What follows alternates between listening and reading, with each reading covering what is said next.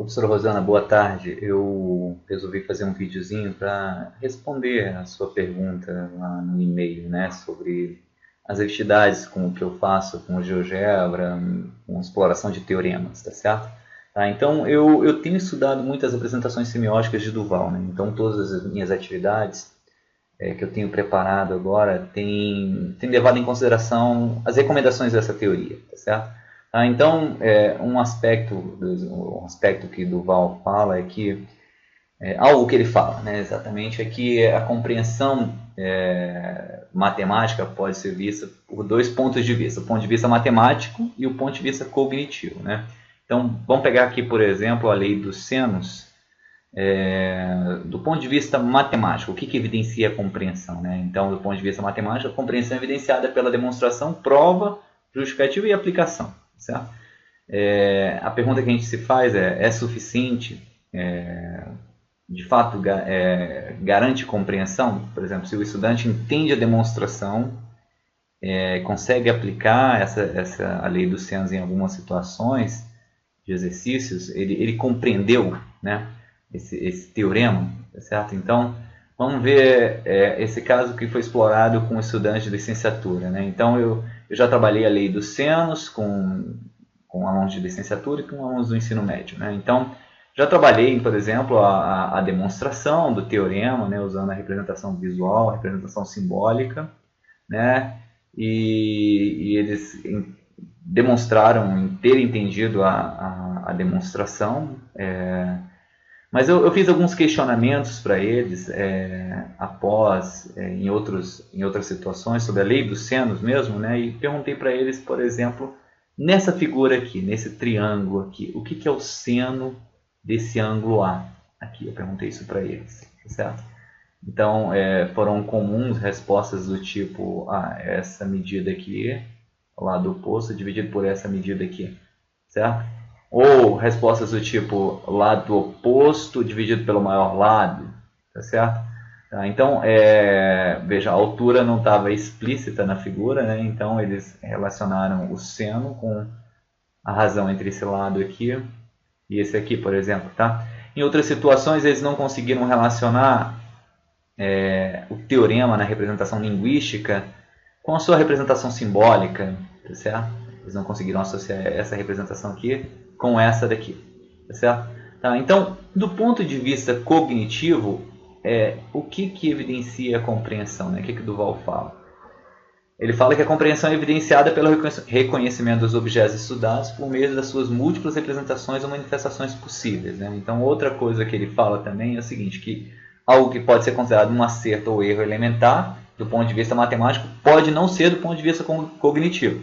Por exemplo, né? Então, se o estudante consegue reconhecer o gráfico de uma função y igual a x, mas não consegue reconhecer o gráfico da função y igual a menos x, do ponto de vista cognitivo, o estudante não conseguiu compreender, tipo assim, não conseguiu estabelecer relações entre as diferentes representações algébrica e gráfica desse objeto estudado aqui, tá certo?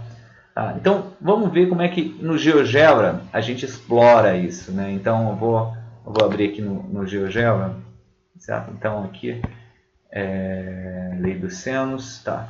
Então, pode-se fazer uma atividade construindo um triângulo, e medindo aqui os lados e os ângulos internos e fazendo as razões, né? De forma que ele perceba as relações que existem entre essa representação e essa daqui, a representação simbólica e a representação visual, tá certo? E que ele possa perceber, por exemplo, quando eu altero aqui algo nessa representação de partida aqui, essa representação visual, o que se mantém, o que varia, o que não varia nessa representação simbólica, né? Então, o que a gente espera é o seguinte, é que ele perceba que essa medida aqui, dividido pelo seno desse daqui, é igual a essa medida aqui, dividido pelo seno dessa, que é igual a essa medida sobre o seno dessa aqui, certo? Então, eu antes fazia com o GeoGebra, explorava o GeoGebra, mas eu percebi o seguinte, o GeoGebra, o editor de equações, o editor de textos dele, ele usa o LaTeX. Então, por exemplo, quando você clica aqui, tem todos esses códigos aqui. Então, para eu gerar essa representação simbólica aqui, eu tenho que colocar esse código aqui, Tá certo? Então, o editor de equações e textos do GeoGebra não é tão intuitivo. Tá certo? Então, no meu doutorado, a gente desenvolveu uma plataforma, a gente chama de GGBook. Tá certo? Então, essa aqui é uma plataforma que integra o GeoGebra com um ambiente de texto. Tá certo? Então, a gente tem aqui o GeoGebra e o ambiente de texto. Tá certo?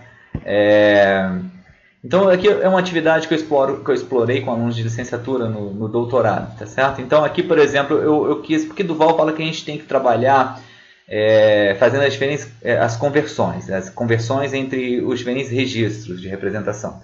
Então, uma primeira que eu coloquei uma atividade aqui para eles foi o seguinte, ó, considere essa equação aqui e pedi para eles fazerem uma conversão por registro linguístico, né? Então, eles tinham que escrever com as palavras deles o que eles achavam que essa representação significava, tá certo? Tá, nesse momento eu não estava esperando que eles fossem escrever aqui em todo o triângulo, as medidas dos lados são proporcionais ao seno dos ângulos opostos.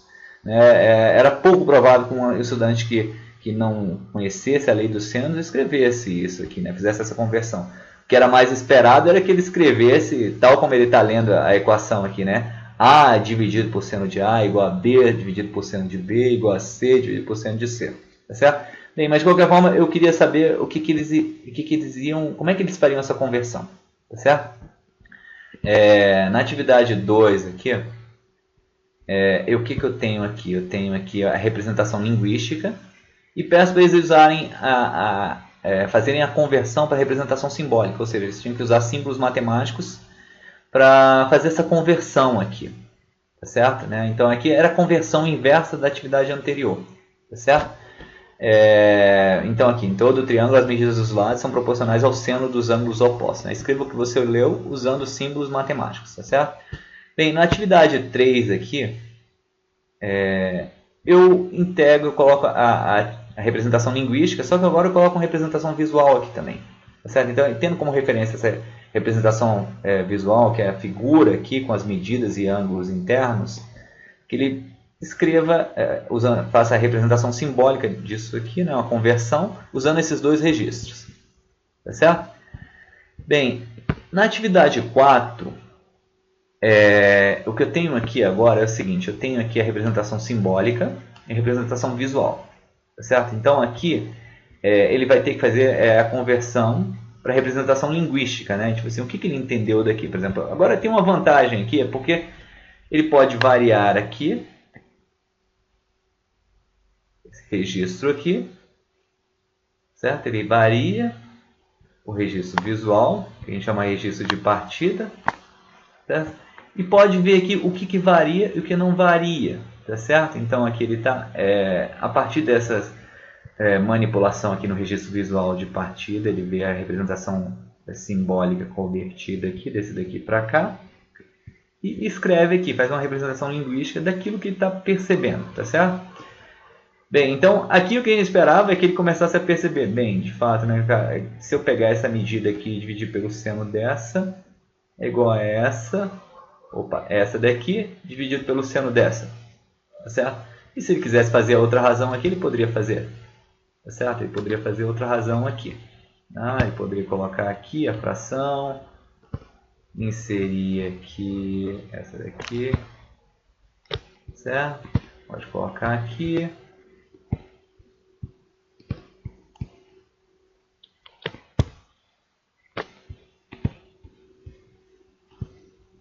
E ver que essas razões são todas iguais aqui, o resultado das razões. Né? Ele varia aqui, mas essas razões continuam iguais aqui, tá certo? Constante aqui, tá ok? Tá? Então aqui, bem, a gente iria agora para um passo seguinte aqui na atividade. Aqui o que eu queria era o seguinte, é que ele começasse a descrever o que ele entendeu da lei dos senos, né? Certo? Então assim, ó, ele pode, só que ele vai ter que usar as diferentes representações. Ele pode colocar o triângulo, as medidas, e escrever aqui, ó, faça uma figura na janela ao lado que possa te ajudar a representar tal teorema, certo?